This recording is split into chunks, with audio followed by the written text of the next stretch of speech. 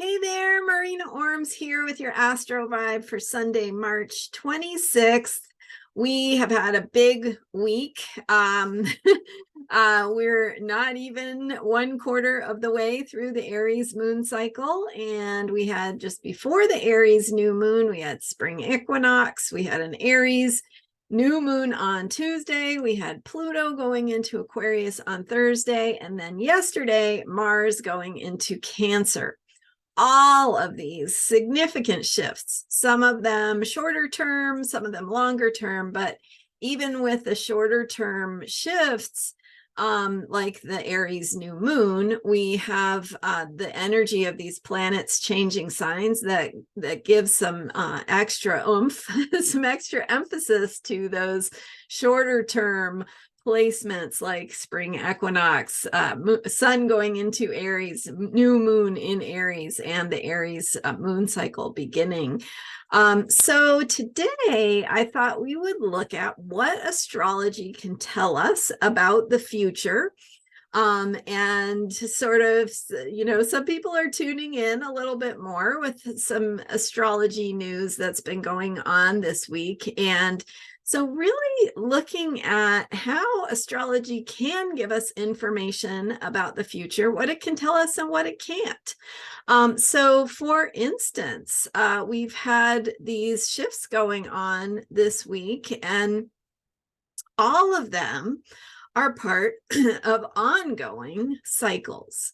So even though we say, there's a new moon in Aries, Pluto is going into Aquarius, these are big things, but they're also things that are ongoing, continually unfolding.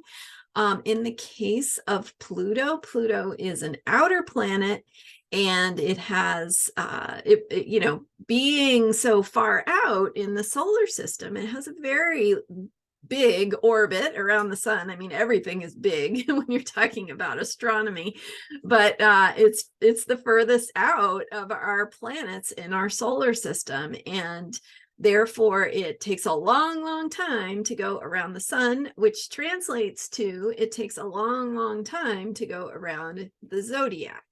And so 248 years about that it takes Pluto to complete its journey all the way around the zodiac. And the zodiac, of course, is our perspective here on Earth. So even though we know that the planets are orbiting the sun, we still see them going through sections of the sky from our perspective here on Earth. And that's what the zodiac is.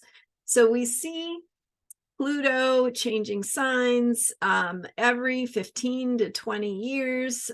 It varies because Pluto has an elliptical orbit. So sometimes it's going to spend a little more time in a sign, sometimes a little bit less. And these big picture changes of Pluto going through different signs just means, it's continuing to move, right? So even though Pluto was in Capricorn from 2008 until Thursday, and it will go back into Capricorn because it retrogrades, and some of the planets do that. They might go into a sign and they go back into the sign that they were previously in, and then they go forward again. And so it's just how it works. But with that time that's Pluto spent in Capricorn, we had an evolution of the Capricorn energy. So we had all kinds of other things going on at the same time, right? Other planets were moving and activating Pluto and bringing up other themes that are maybe more short-lived, but help to activate some of the energies that the background energy of Pluto and Capricorn is kind of there as a theme.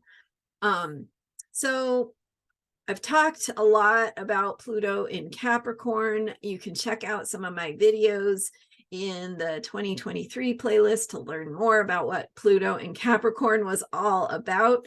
But today what I'm focusing on is just this idea that the planets are constantly moving, constantly unfolding and evolving.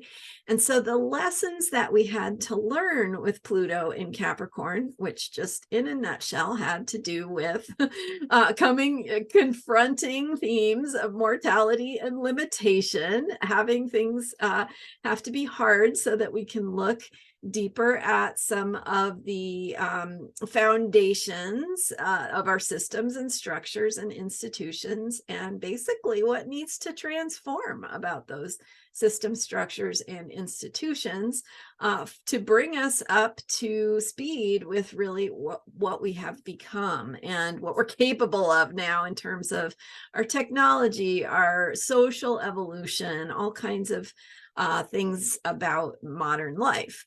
So as Pluto moved through Capricorn and spent those years moving through Capricorn, we had that energy of learning those things, and over time they came to awareness and surfaced in different ways and at different points, in many ways culminating in 2020 when Saturn and Jupiter transited Pluto at the same time. So Saturn and Jupiter came together for their conjunction, and at the same time both made a conjunction with Pluto. So in other words, a triple conjunction, or three outer planets coming together in 2020, and that was the year, right, of a global pandemic and an election that brought up all kinds of things in the collective and in our personal lives, and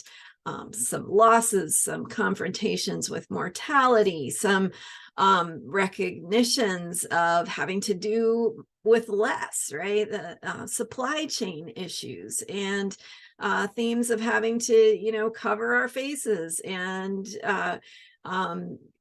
protect ourselves from the COVID infection. So anyway, lots of themes, right? And that the point is that was evolving over time. It continues to evolve now that we've got Pluto in Aquarius. We're at the very beginning of that energy, and just like Pluto in Capricorn unfolded over the many years that it was in Capricorn, that will continue to happen with Pluto in Aquarius as well. It is slow moving background themes that are going to come up in different ways in our lives and show up in the collective, show up in our personal lives. And with Pluto in Aquarius, of course, it's going to be more of the themes of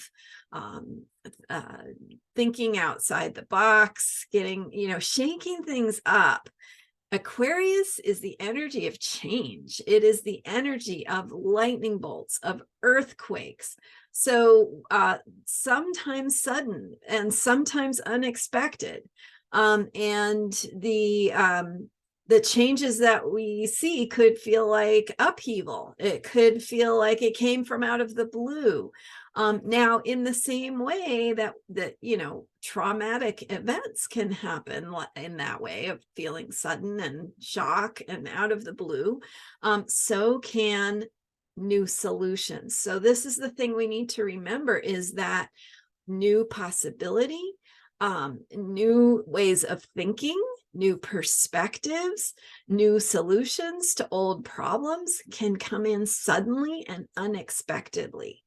So as we work with this Pluto in Aquarius energy, we need to be mindful that things can change quickly. And we want that to be, ideally that can be in alignment with the positive visions that we have for the future, with the changes we want to see in the world. Things, and especially Aquarian topics like equality, freedom, social justice issues, sustainability issues, and climate change, and thinking about how we can use technology to innovate and to really think about ways that we could actually solve these problems. And one of the things that I think about is the interlinking issues, right, of social justice issues and climate change, and themes of equality in the world, and economic equality, opportunity, how important it is to think about some social issues and how that relates to some of the sustainability and longer term problems that we have, that we need to think about how we are responsible for those as human beings. So each of us in our small little personal bubble, has a contribution that we can make. And so if you think about it, this grassroots energy, this energy of coming together, of working together, of community, is really also what Aquarius speaks to. And Pluto is transformation. It is the energy of transformation. So it is inviting us to see community in new ways, to see the ways that we work together in new ways, to transform our grassroots approaches and our ways of showing up as a force for change in the world. So, okay, so I went off on that, but the point was that we are in, that astrology is about unfolding cycles. So when we're thinking about the future, we don't know what is coming because we've never been there before. And that is the definition of the future, right? So the past is where we've been. It's what we know. We can describe and remember it. The present is where we are. The present is where our choices lie, because in the present, we have the ability to shape and make decisions and shape our thinking, and make choices that do shape the future. And then the future, of course, is where we're heading, that we haven't been yet. So, and that works for astrology too, right? Astrology very much acknowledges that the future is not determined yet. We are in the present moment. We are participants in shaping that future. It is not fate or predetermined. And it's an interesting question, because I think a lot of times, there are misconceptions about what astrology is when we think that it's going to tell us the future. So what astrology does is astrology gives us these archetypes. It gives us this symbolic thinking, where we can say, for instance, Pluto is about transformation. It's about power. It's about truth. It's about, destruction of the old and rebirth of the new. So that's an archetype, right? It can mean a lot of different things. And then what we're doing is we're seeing, okay, we take that archetype and we put it in Capricorn, and Capricorn has these meanings. And what does that look like? And now we're going to put that archetype in Aquarius, and Aquarius has these meanings that I just talked about. So rewind if you forgot that. But what does that mean, and what does that look like? But of course, within this field of potential that is Pluto in Aquarius, there are so many different possibilities. In fact, there are multiple ways of it manifesting, that more than likely we will see multiple ways of it manifesting, like we did with Pluto and Capricorn. Let's just recap, right?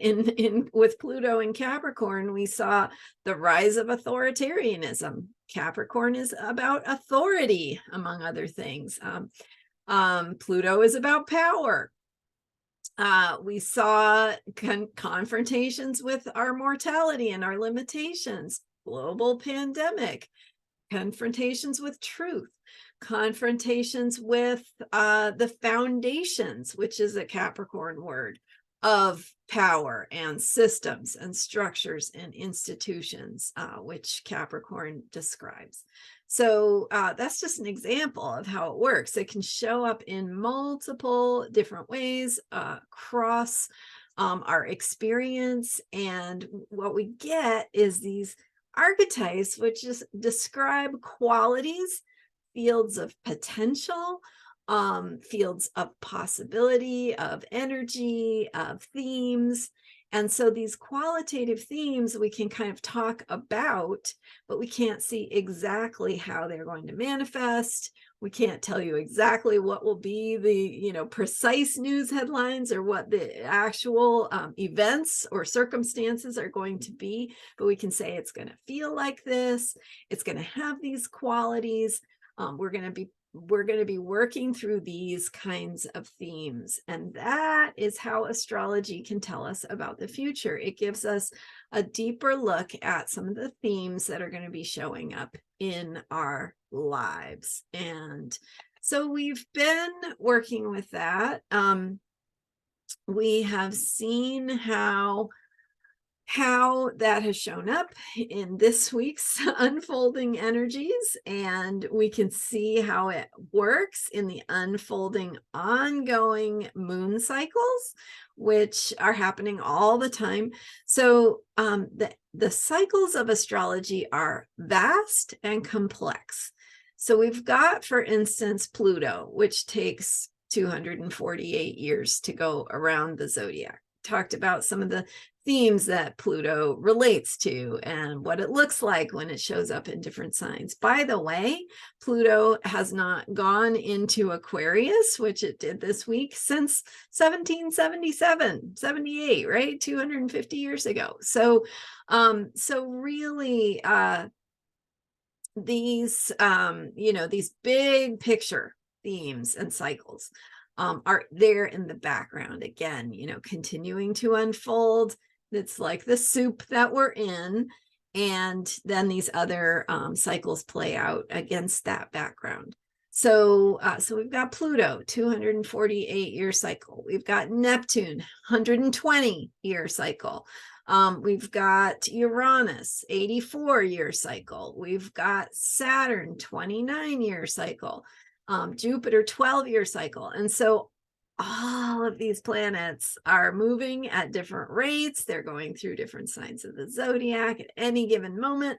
Every planet is in a sign somewhere that we can describe all those different transits or planets and signs to paint a picture of where we are. And that's kind of what I'm doing here with this YouTube channel, although I don't talk about all of the parts of the picture in any one video because there are so many parts. So we talk about outer planets when they change signs, because that is a shift in energy. And we talk about the moon cycle because it's here for us every day. The moon cycle provides the structure that, we can work with when we are manifesting our intentions. So it gives us this ongoing opportunity to plant the seeds, make a statement of intentions of what it is we want, and then see how that unfolds. The moon cycle in particular is of course, the moon going through the signs is one kind of moon cycle. But the moon cycle I am referring to is the moon phases that we see in the sky. Again, here's a very obvious, tangible representation of how astrology works. You can literally see the moon change shape and through the moon cycle, right? It goes from non-existent to full, and then back to non-existent again as it changes in size every night, and size and shape, how much light it's giving off, what time it shows up. And what the moon phases are a reflection of is the cycle between the moon and the sun. So when the moon and the sun are on opposite sides of the earth, course, the Earth is in its orbit around the sun, and the moon is orbiting around the Earth. So when the moon in its orbit is on the side of the Earth that is farthest away from the sun, the moon is full. When the moon in its orbit is on the side that is closest to the sun from the Earth, the moon is new. It disappears into the light of the sun, and that's the new moon. So the moon phases that we see are a reflection of the cycle between the sun and the moon. The sun and the moon are two planets. There are all kinds of cycles going on. Every planet has a cycle with every other planet. And so even if you only take the 10 planets that are, the 7 original traditional planets from astrology in history, and then the 3 considered to be modern planets that were added in the 1900s, and so we have 10 sort of basic archetypal energies that we work with, and then you can add in asteroids, you can add in planetoids, you can go crazy, but really just with the 10 planets, you have plenty of material to work with. So you take each planet and it represents a part of life. It represents a part of you in your chart. So your chart is a picture of the sky at the moment you were born. And the planets in your chart are in particular signs as they were at that moment, right? Painting a picture of that moment in time. And each planet is in a sign. So each part of you has a specific way of a style, a way of showing up, a way of expressing itself. And just like yesterday, I was talking about Mars going into Cancer and what that feels like and how it's different from Mars in Gemini. You are born with Mars somewhere in one of the zodiac signs, and that can be an indication of your style of action, your way of going about getting the things that you want and making decisions, and what that looks like for you, what your best way to do that is, what's most effective for you versus maybe ways that other people do it that isn't natural to you. So that's why it's so powerful to get a chart reading, to understand yourself better, because you can see where the planets are, how they best manifest and actualize for you based on your chart. So where was I? Okay, so there are the 10 planets. And each one is in a sign, but it doesn't end there, right? Each planet has a relationship, a geometric relationship or an angle on a circle that we paint when we do an astrology chart, a geometric angle that it forms with every other planet in your chart. And so you might have some conjunctions, which is 2 planets that are really close to each other. You might have some squares, which is one planet and then another planet 90 degrees away. You might have oppositions, which is one planet and then another planet opposite that. All of those aspects is what we call them in astrology, or geometric relationships. They all have a meaning, and they are all representative of a place in a cycle or a development in a cycle. So when 2 planets come together, it's the beginning of the cycle. We plant the seeds. It's the beginning of something. When planets are opposite, just like with the full moon, where the sun and moon are opposite, something is being reflected. There is a pull in 2 different directions. Sometimes there's paradox or something that's making you crazy because you feel like you're these things that are just completely opposite, and yet they coexist inside of you. So you can have oppositions in your chart. Anyway, you can see how complex it is. And we saw some of that this week with these shifting energies. So the spring equinox, for example, we just think we know it as the day when the night and day are equal, right? When the winter is ending, spring is beginning in the northern hemisphere. But really what that means for astrology is the sun is entering Aries. So it is the quality of emergence, of new beginnings, of initiation and starting things, of action and moving forward. And so we have that quality that goes along with themes of springtime. And then we had this week also the Aries new moon. So the sun goes into Aries, and it just so happened this month that the moon formed its conjunction with the sun, where they come together, and that was the new moon. And it was in Aries right after the sun went into Aries. So at the very, very beginning of Aries, we had that new moon, potent rebirth, emergence, initiation, starting energy.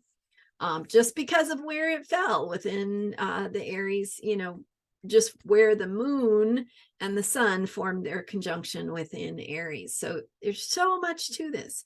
And then, so that was the beginning of the week, right? And then we had on Thursday, we had Pluto going into Aquarius, which again, big picture change.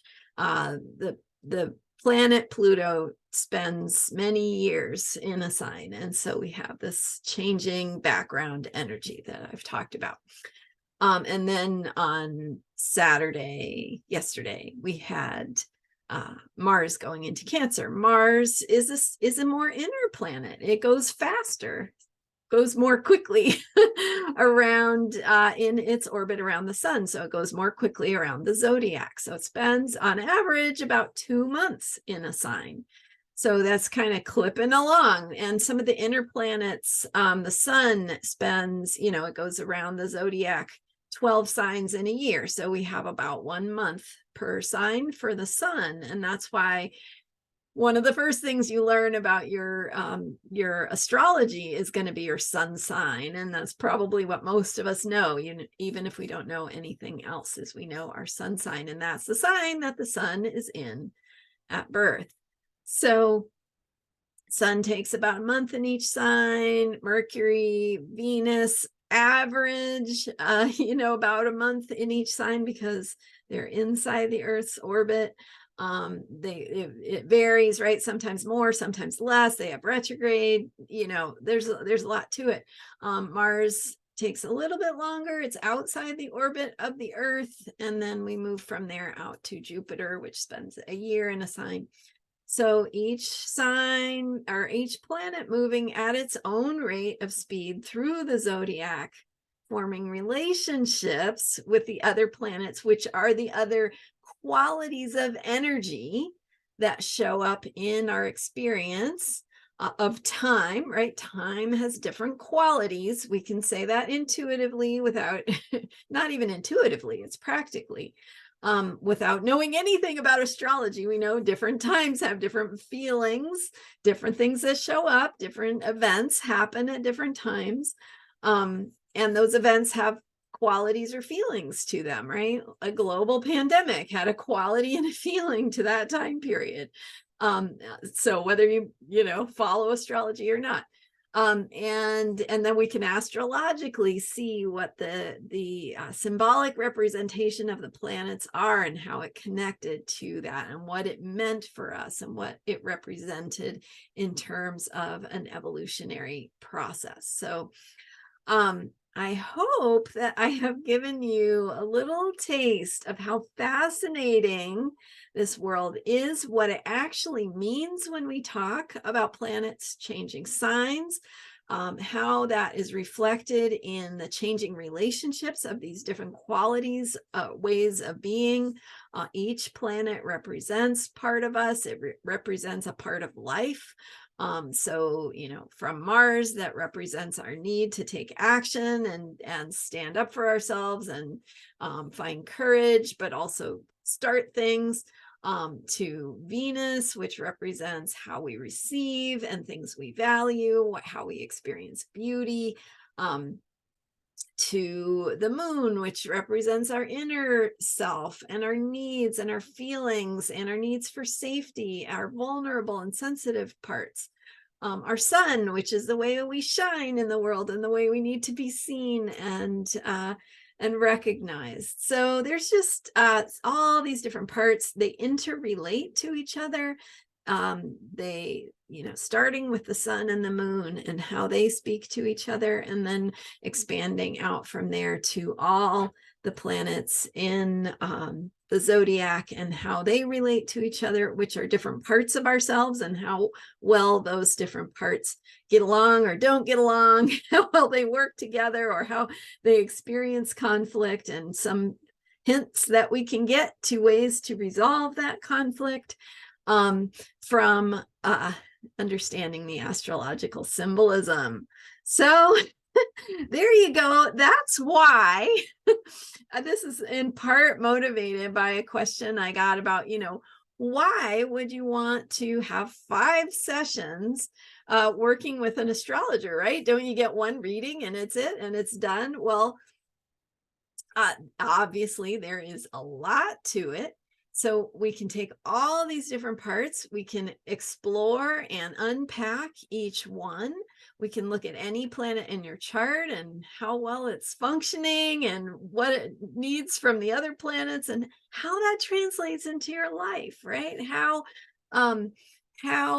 understanding these tools that are ways that you are made up can help you navigate difficult choices and challenges in your life, and understanding what it means to be you and how to show up authentically and how to be the most effective in generating healing and results in your life, things that you want to experience, your vision for your life, your vision for your creative self, for your, the ways that you want to be successful and what's important to you.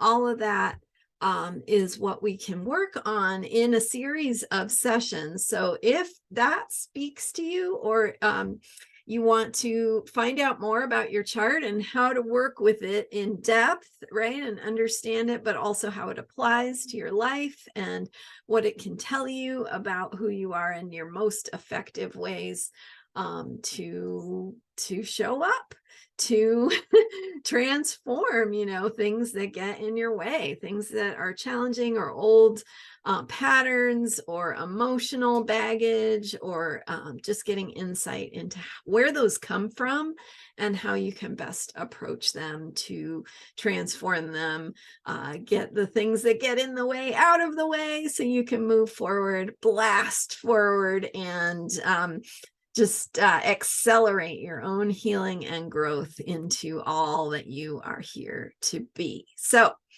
if you've been following me this week, I've been sharing about a special offer of 5 sessions working with me, and normal rate for a private session with me and looking at your chart, working with your chart through a reading, through coaching, and helping you implement and apply the lessons and information from your chart, the wisdom from your chart.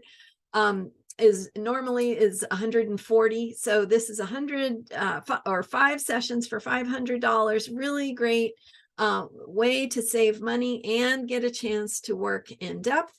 If you have any questions about how this works, or anything that would help you understand, email info@astrologyheals.com.